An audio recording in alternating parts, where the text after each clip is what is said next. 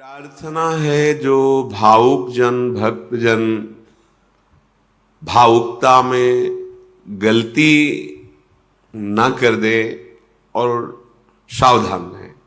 जैसे किसी भक्त ने अभी जब आ रहे थे तो पोस्टर लगवाए, थोड़ा सा अनुमति लेने की आवश्यकता है। हमारे यहाँ कहीं ये पोस्टर ये सब इसके योग्य नहीं है। और दूसरी बात, उसमें राधा नाम लिखा है जो हमारा प्राण है, हमारा जीवन है। वो जब फट के नीचे गिरेगा और पैरों के नीचे आएगा तो तुम्हारे सुकृत नष्ट हो जाएंगे। तो आप आए हो लाभ लेने और हो गया नुकसान। इसलिए सबसे प्रार्थना है कोई ऐसी भावुकतावश क्रिया मत करो जो तुम्हारे सुकृत को नष्ट कर दे। यहां आने के पहले तुम्हें सत्संग सुनना चाहिए, उसका मनन करना चाहिए, फिर तुम्हें पता चलेगा कि हम कैसे रिझाएं वृंदावन धाम को, वृंदावन के लाड़िले युगल चंद्र को और उनको प्यार करने वाले रसिकों को।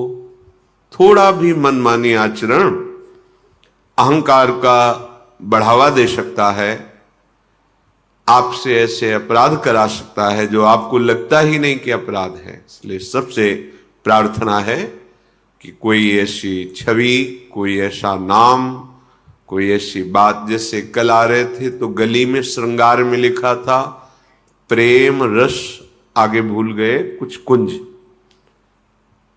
प्रेम रस कुंज या प्रेम रस दायनी कुंज, ऐसा जो भी, बिल्कुल नहीं।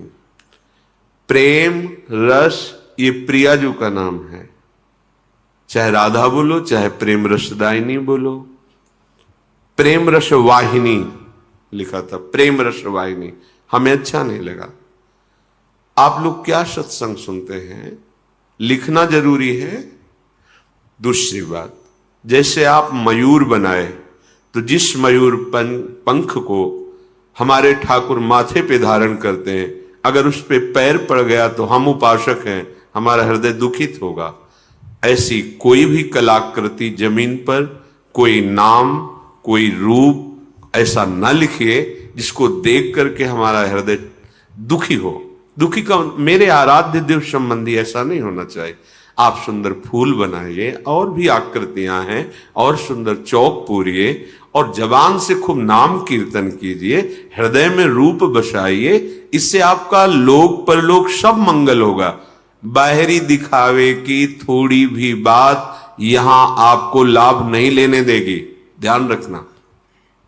यहां आप लाभ नहीं ले सकते, और जगह आपको हो सकता है कि भाई यहां नहीं मिल सकता। यहां तो शुद्ध भाव को आप समझो। अगर भाव को नहीं समझ पा रहे हो तो चुपचाप बैठे रहो, सुनो, भाव जागृत हो जाएगा। तो यहां भी और गली में भी जो भी जैसी अच्छा है, बंदनी है, इसी बहाने रात भर जग कर आप वो रचना करते हैं चौक आदि की, तो आपको तो लगता है कि ये शरीर पर साथ में प्रिया प्रीतम होते हैं, उन्हीं का सारा ये स्वागत हो रहा है, उन्हीं की महिमा है। पर उनका नाम, उनका रूप, कोई भी ऐसी बात जो आपके आंतरिक भाव का अपहरण कर ले, ऐसी मत चेष्टा कीजिएगा। चलते हैं। श्रीपाद प्रबोधानंद जी महाराज कह रहे हैं कि तुम कितनी बड़ी गलती कर रहे हो। जानन्नप्यमृतम विहाय गरलम भुंजे स्वयं बंधनम प्यार तीव्रात निबंधनम दृढ़तरम कुर्वे सदृक स्वंधवत। श्री वृंदाटवी मातरे कमिः मज्जीवातुरस्ते स्वयं यत्त्वं स्नेहमयी विकृष्य जनतां स्वाकं समानेष्यसि। हे भाई, तुम्हें ये समय मिला है अमृत प्राप्ति के लिए, और तुम मूढ़तावश विष पी रहे हो। भाव आंतरिक बड़ी कीमती एक एक श्वास है। जब हम राधा राधा बोलते हैं तो हमारी ये श्वास अमर हो जाती है, और जब हम विषय भोगते हैं, विषय चिंतन करते हैं, विषय वार्ता करते हैं, तो हमारी श्वास मर गई। एक श्वास मरी, दूसरी मरी। विष का काम है मारना। राधा, अब ये त्रिकाल में, त्रिभुवन में कभी भी ये श्वास नष्ट नहीं होगी, ये अमर हो गई श्वास। और इसका जो फल है वो सीधे प्रिया प्रीतम है, महासुख है, महाप्रेम है। हे भाई, जानन नप्यमृतम विहाय गरलम भुंजे, जानबूझकर क्यों विष खा रहे हो? मृत शरीर, मृत्युलोक, मृत भोग, मृत वासना, मृत क्रियाएं, ये सब विष है। अमृत भाव, अमृत नाम, अमृत रूप, अमृत लीला, ये पान करने के लिए हमें मानव देह मिला, साधु संग मिला, धाम आने को मिला। अब विष को मत खाओ। अगर विष को वैदिक से शोध कर लिया जाए तो शक्तिवर्धक हो जाएगा, रोगनाशक हो जाएगा। हर विषय में एक विष छुपा हुआ है जिसका नाम है आसक्ति, और वो दुर्गति कराती है। देखो, छोटे छोटे भोगों में आसक्ति है, हम इसके बिना नहीं जी सकते, हम इस नशा के बिना, हम इस भोग के बिना, हम ऐसा किए बिना नहीं रह सकते, नहीं जी सकते। ये जो विष आया, इसे आसक्ति कहते हैं। अगर यही विषय शास्त्र सम्मत प्रभु को अर्पित करके प्रसाद रूप से सेवन करो तो वही आपके जीवन का परम मंगल कर देंगे। पर प्रभु को स्वामी मानकर, अपने हृदय भाव में अपने को सेवक मानकर तुम्हें ही निवेदित भोजन करें। हर चेष्टा, ये तो सर्वाणि कर्माणि मयि सन्न्यस्य मत्पराहा, मेरे परायण होकर सारे कर्म मेरे को अर्पित करो। अब वो कर्म मृत नहीं हुए, अमृत हो गए, भगवान को समर्पित हो गए। तो हे भाई, क्यों तुम मूढ़ता करते हो? इतना दिव्य मानव देह मिला, इतना बढ़िया आपको अवसर मिला है इस दुख से, माया जाल से मुक्त होने का, तो तुम जानबूझकर विष सेवन क्यों कर रहे हो? अमृत का त्याग क्यों करते हो? अमृत है नामामृत, रूपामृत, लीलामृत, धामामृत, ये अमृत है। इसका पान करो, इसका गान करो, इसका श्रवण करो, मनन करो, जीवन भगवतमय बना लो। स्वयं बंधनम प्यारति व्रात निबंधनम दृढ़तरम कुर्वे सदृक् स्वबंधवत। अरे भाई, तुम्हें दिखाई नहीं दे रहा? तुम्हारा मनुष्य जीवन मिला है मुक्त होने के लिए, और तुम बंधते चले जा रहे हो। हम इनके बिना नहीं जी सकते, हम उस वस्तु के बिना नहीं जी सकते, हम इस क्रिया के बिना नहीं जी सकते। ये क्या कर रहे हो? श्रीपाद कह रहे हैं स्वयं बंधनम, तुम स्वयं अपने को बांधते जा रहे हो। कैसी महामहिमामयी स्थिति होती है भजन से। कोई चाह नहीं, कोई इच्छा नहीं। निरंतर जब भगवत नाम चल रहा होता है तो उस सुख को वही जानता है जिसकी हृदय की सारी वासनाएं नष्ट हो गई हैं। लोक परलोक सब मायाकृत दिखाई दे रहा है, कोई भी भोग इच्छा नहीं है। उसके हृदय में जो सुख होता है वो वही जान सकता है। हे भाई, तुम अंधे क्यों बन रहे हो? तुम्हें दिखाई नहीं दे रहा? तुम जिस मार्ग में जा रहे हो इसका अंत ही नहीं है, क्योंकि ये जादू है, जादू। संसार मार्ग ये मायापति का जादू है। उनसे विमुख होकर चलते रहोगे यात्रा कभी पूरी होगी ही नहीं, आज तक नहीं पूरी हुई। जब से सृष्टि रची गई तब तक आज हम चलते ही चले जा रहे, भोगते ही जा रहे, न कहीं विश्राम है, न कहीं सुख शांति है, बस खोज ही खोज चल रही सुख की, विश्राम की, गलत दिशा में। धन से सुख, भोगों से सुख, मान प्रतिष्ठा से सुख की हमें प्राप्ति हो जाएगी, और ये खोजते खोजते अनंत जन्म व्यतीत हो गए। जन्मान्य शंखानि गतानि में वृथा, मेरे असंख्य जन्म व्यर्थ कर दिए इस मूर्खता ने। हे भाई, दृढ़तरम कुर्वे सदृक्ष अंधवत, तुम स्वयं दृढ़ता पूर्वक ज्ञानांध होकर के, ज्ञान से अंधे होकर के भोग के कुएं में गिरने जा रहे हो, जहां काल रूपी विकराल विष चढ़ाने वाला सर्प बैठा हुआ है। अंधकूप, अंधकार में इस कूप में गिरते ही वासना का जहर चढ़ जाएगा, और वह भोगते भोगते कब जीवन की शाम हो गई तुम्हें पता भी नहीं चलेगा। श्रीपाद कह रहे हैं, शिव वृंदाटवी मातरेकमिहि मज्जीवातुरस्ति स्वयं। ये वृंदावन धाम माता की तरह आने वालों से प्यार करता है।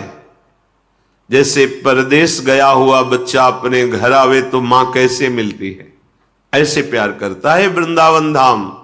यहां जो आप आए हो, ये श्री राधिका कृपा बिनु सबके मनन अगम्य। किशोरी जी की कृपा के बिना यहां तुम सोच भी नहीं सकते कैसा होगा वृंदावन।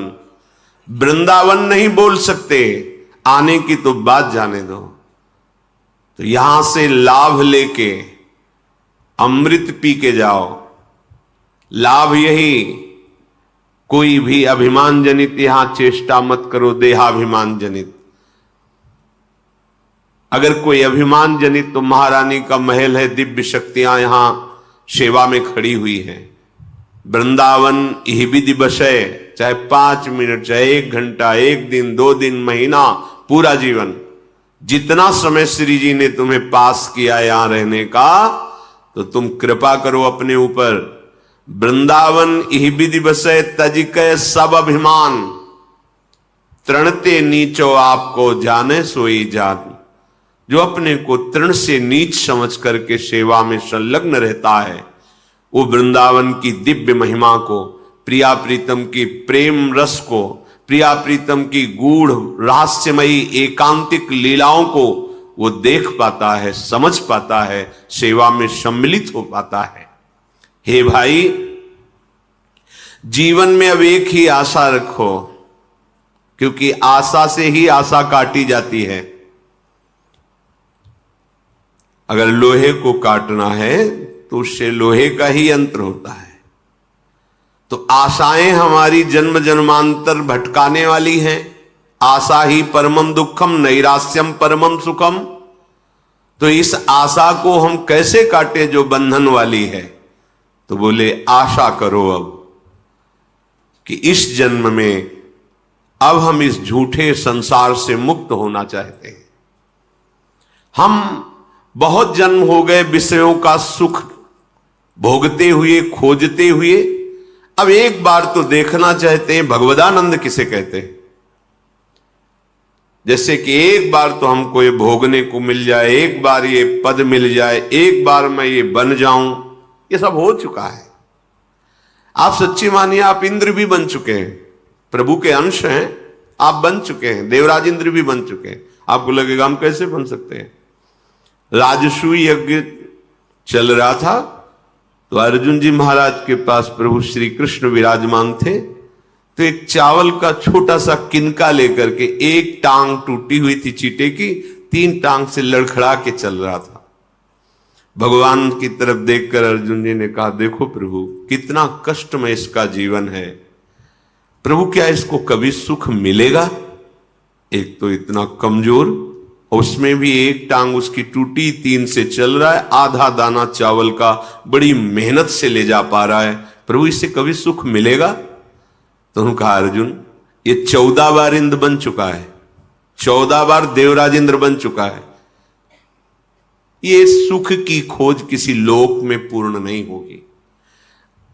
अब हमें भगवदानंद चाहिए।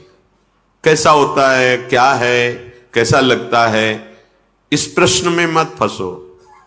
एक बार केवल निश्चय करो, आशा करो। आशास्य दास्यम वृषभानुजायास तीरे समध्यास्य भानुजाया कदानु वृंदावन कुंजवी थी शुहम नुराधे हृतितिर भवेयम। कभी वृंदावन में मुझ भिक्षुक को इन गलियों में विचरण करते करते श्री किशोरी जी के चरणों का सानिध्य, उनकी चरण सेवा, उनकी दासत्व की मेरे हृदय में दृढ़ आशा जग जाए और वो दासत्व मुझे भिक्षा में मिल जाए, ये जीवन का परम लाभ।